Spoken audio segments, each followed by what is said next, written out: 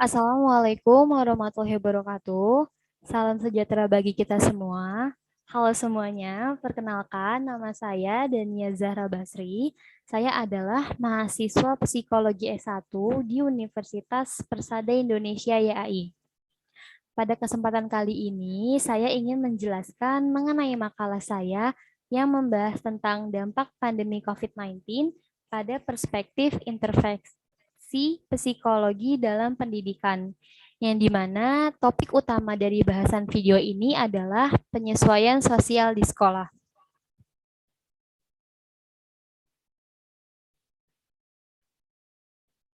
Oke, pada awalan ini saya akan menjelaskan mengenai penyesuaian sosial. Jadi, penyesuaian sosial itu apa ya?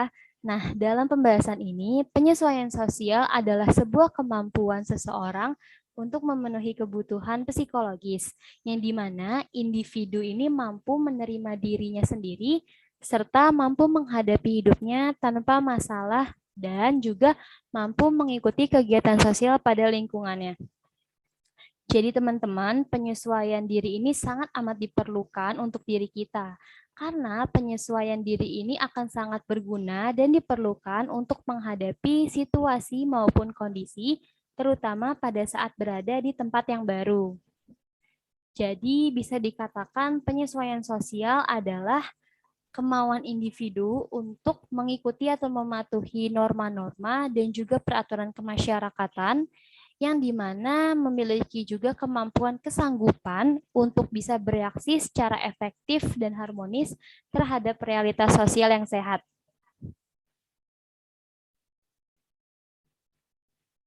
Dalam penyesuaian sosial ini ada beberapa pendapat para tokoh yang di sini saya cantumkan ada dua. Yang pertama ada menurut Bryan dan Baron, lalu yang kedua ada menurut Telford dan juga Sawery. Yang bagian pertama, menurut Bryan dan Baron ini, mereka menganggap bahwa penyesuaian sosial adalah bagian dari penyesuaian diri, yang dimana penyesuaian diri ini merujuk pada konsep diri dalam konteks interaksi dengan lingkungan di sekitarnya. Lalu pada bagian selanjutnya, menurut Telford dan juga Sawery, penyesuaian sosial adalah usaha untuk individu menciptakan kesesuaian dan juga keseimbangan antara diri sendiri dengan lingkungan di mana mereka berada.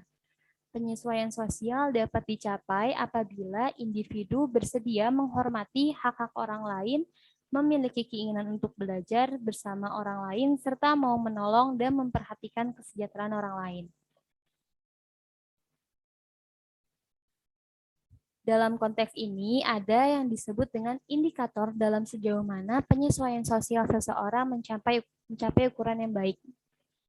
Nah, bagi yang pertama ini ada yang disebut dengan penampilan nyata melalui sikap dan tingkah laku yang nyata pula. Nah, dalam bagian ini terdapat 3 bentuk nih teman-teman. Yang pertama ini ada aktualisasi diri, lalu ada keterampilan menjalin hubungan, dan yang ketiga ada kesediaan untuk terbuka pada orang lain.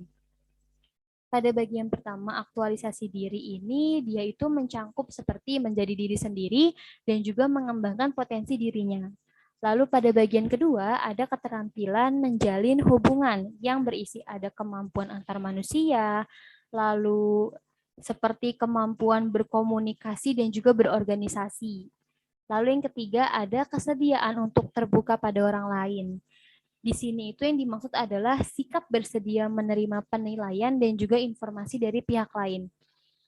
Lalu yang lanjut yang kedua, ada yang disebut dengan penyesuaian diri terhadap berbagai kelompok. Terdapat 3 bentuk. Yang pertama ada kerjasama dengan kelompok, yang kedua ada tanggung jawab, dan yang ketiga ada setia kawan. Oke, kalau yang di bagian pertama itu ada kerjasama dengan kelompok, itu tuh seperti proses berkelompok yang diisi oleh orang-orang yang saling mendukung dan juga suportif, serta bisa saling mengandalkan ke ranah yang positif. Lalu pada bentuk yang kedua itu ada tanggung jawab. Lalu yang ketiga ada setia kawan. Yang dimaksud dari setia kawan di sini adalah saling memotivasi. Lalu ada bagian ketiga yaitu sikap sosial. Nah, dalam sikap sosial ini ada 3 bentuk lagi. Yang pertama itu ada ikut berpartisipasi dalam kegiatan sosial, lalu ada berempati, dan juga dapat menghormati serta menghargai. Lalu yang keempat, ada yang disebut dengan kepuasan diri. Nah, dalam kepuasan diri ini terdapat 3 bentuk juga. Yang pertama, kepercayaan diri, lalu yang kedua, kehidupan yang bermakna dan terarah, dan yang ketiga, disiplin diri. Pada bagian ini ada yang disebut dengan ciri-ciri penyesuaian sosial yang baik, yang dimana bagian ini atau bagian ciri-ciri penyesuaian sosial yang baik ini dikemukakan oleh Lawton dalam Harlock 1997. Terdapat beberapa nih teman-teman dari ciri-ciri penyesuaian sosial. Yang pertama, mampu dan bersedia menerima tanggung jawab yang sesuai dengan usianya. Lalu yang kedua ada mengambil keputusan dengan senang, tanpa konflik, dan tanpa banyak meminta nasihat.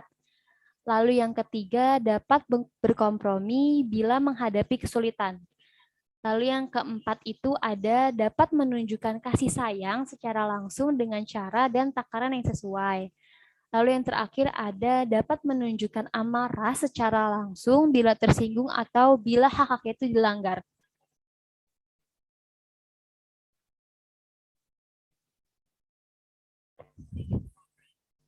Jadi, terdapat aspek-aspek penyesuaian sosial.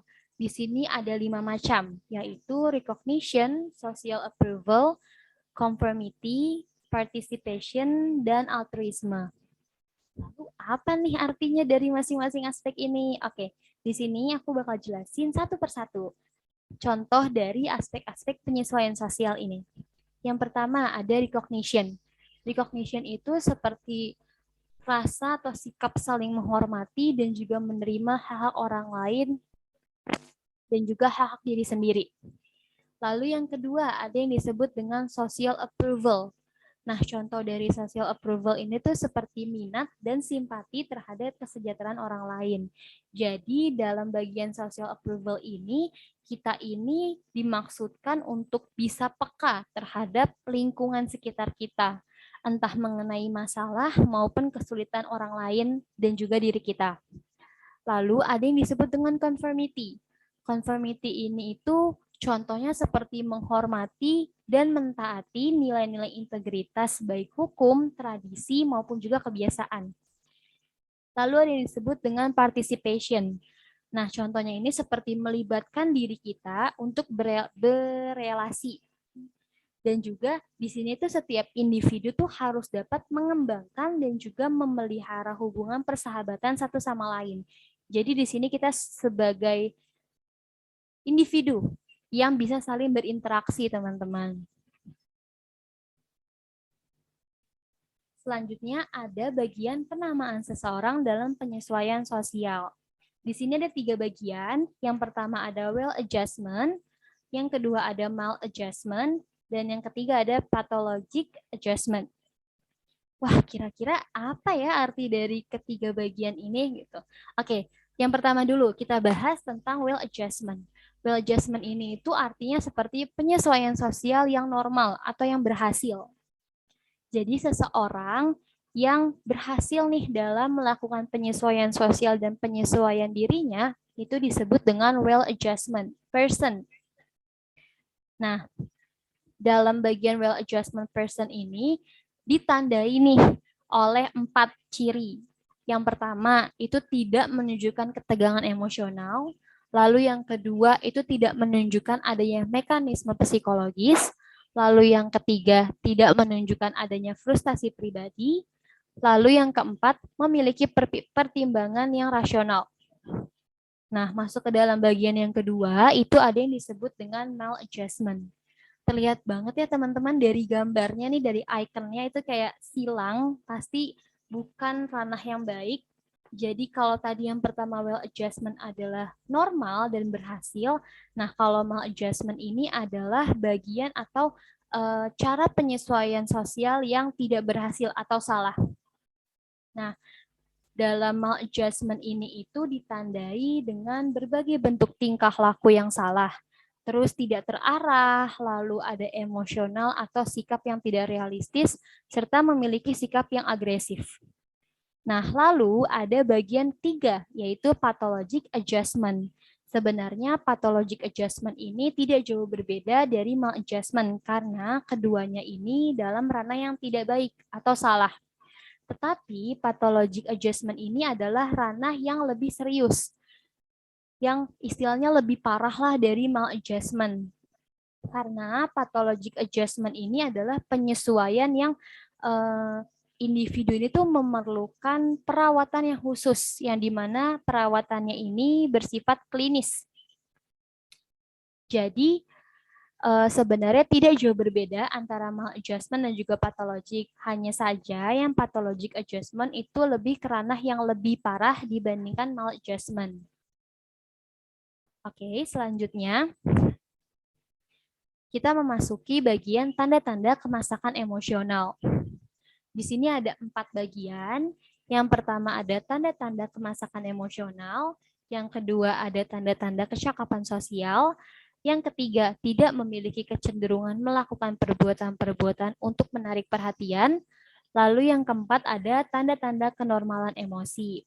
Nah, dari keempat bagian ini, ada lagi nih contoh atau tanda-tanda yang dimaksud dari persubab ini. Nah, bagian yang pertama nih, ada tanda-tanda kemasakan emosional. Nah, dari tanda-tanda kemasakan emosional ini, itu terdapat 3 hal, yaitu perilaku tidak tergantung pada orang lain. Jadi, ketika seseorang memiliki tanda kemasakan emosional, seseorang itu memiliki perilaku yang tidak mudah bergantung dengan orang lain di sekitarnya. Intinya sih seperti mandiri. Lalu yang kedua ada yang disebut dengan tidak sering meminta bantuan. Ini sama ya halnya dengan yang top poin pertama tadi, yaitu tidak tergantung pada orang lain gitu loh. Jadi sifatnya sama-sama mandiri. Lalu yang ketiga tidak sering meminta perhatian khusus. Jadi kalau disingkat atau diringkas dari tanda-tanda kemasakan emosional, ya intinya mandiri, kemandirian seseorang. Lalu yang bagian kedua ada tanda-tanda kecakapan sosial. Tanda-tanda kecakapan sosial ini digambarkan dengan tidak adanya perasaan malu yang berlebihan. Lalu memiliki kepercayaan diri yang banyak atau yang besar, lalu mampu bergaul atau beradaptasi dengan lingkungan sekitarnya. Nah, di bagian ketiga ada yang disebut dengan tidak memiliki kecenderungan melakukan perbuatan-perbuatan untuk menarik perhatian. Lalu yang keempat ini ada tanda-tanda kenormalan emosi. Nah, dalam bagian ini dimaksudnya itu tuh individu tuh tidak mudah merasa sakit hati. Lalu juga individu tuh tidak terus-menerus murung ataupun sedih. Itu teman-teman. Kita lanjut. Oke, kita udah mau masuk ke pembahasan terakhir. Jadi di pembahasan terakhir ini penyesuaian sosial di sekolah selama COVID. Jadi di sini adalah bagian hubungan antara penyesuaian sosial di sekolah dengan situasi saat ini, yaitu pandemi COVID. Dalam bagian ini, penyesuaian siswa di sekolah adalah cara bagaimana siswa atau individu tersebut dalam menjalin hubungan keterikatan yang harmonis dengan lingkungan di sekolahnya.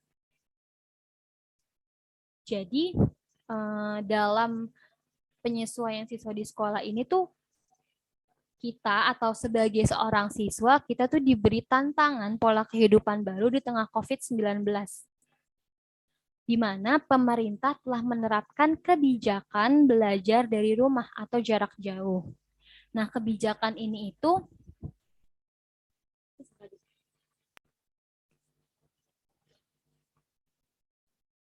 Oke, jadi kita udah masuk nih ke tahap yang terakhir, yaitu penjelasan mengenai penyesuaian sosial di sekolah selama pandemi COVID-19.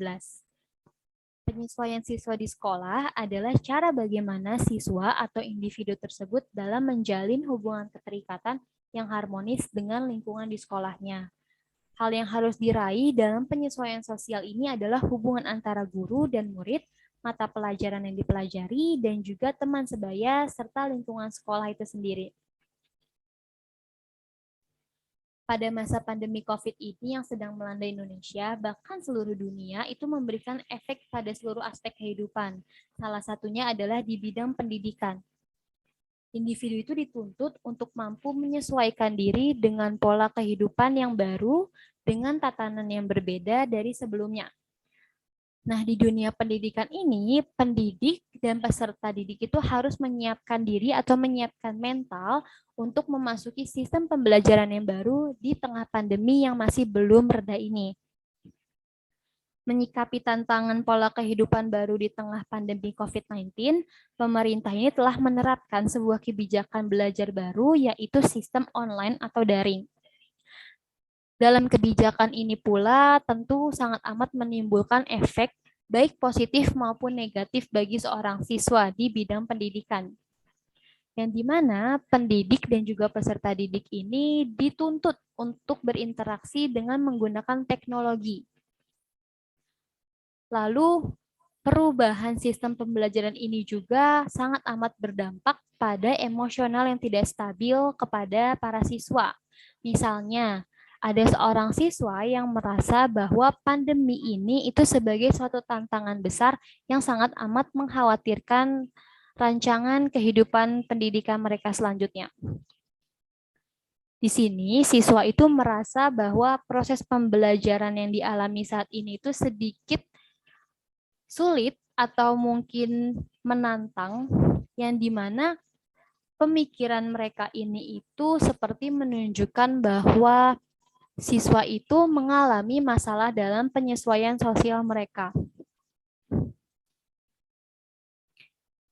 Lalu, penyesuaian diri dalam penyesuaian sosial di sekolah adalah suatu proses di mana individu berusaha untuk mengatasi atau menguasai kebutuhan dalam diri, ketegangan, frustasi, konflik, dengan tujuan untuk mendapatkan keharmonisan dan keselarasan antara tuntutan lingkungan di mana ia tinggal dengan tuntutan di dalam diri mereka sendiri. Jadi selama masa pandemi ini banyak sekali siswa yang akan mengalami kendala dalam penyesuaian diri mereka dalam berbagai hal, baik itu hal yang lama maupun hal yang baru, yang dimana hal tersebut harus mereka ikuti dalam kehidupan new normal saat ini, saat situasi pandemi COVID-19. Siswa mengalami sebuah kendala di mana kendalanya tersebut bisa masuk ke dalam aspek menyelesaikan tugas. Yang di mana siswa itu merasa bahwa dia itu tidak mengerti tugas seperti apa yang telah diberikan oleh gurunya selama pembelajaran online berlangsung. Nah, di sini itu tampak terlihat ya teman-teman bahwa kekhawatiran siswa ini itu jelas tidak ada keselarasan antara siswa dengan guru dan juga dengan lingkungan sekitarnya, yang dimana hal ini itu bisa sangat amat berdampak kurang baik terhadap penyesuaian diri seorang siswa.